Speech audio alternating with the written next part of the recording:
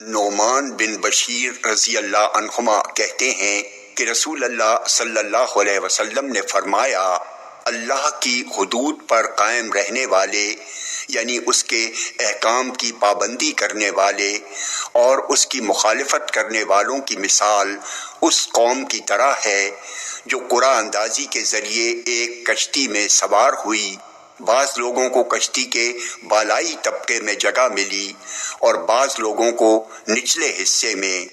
نچلے طبقے والے اوپر چڑھ کر پانی لیتے تھے تو بالائی طبقے والوں پر پانی گر جاتا تھا، لہٰذا بالائی حصے والوں نے کہا ہم تمہیں اوپر نہیں چڑھنے دیں گے تاکہ ہمیں تکلیف نہ پہنچاؤ۔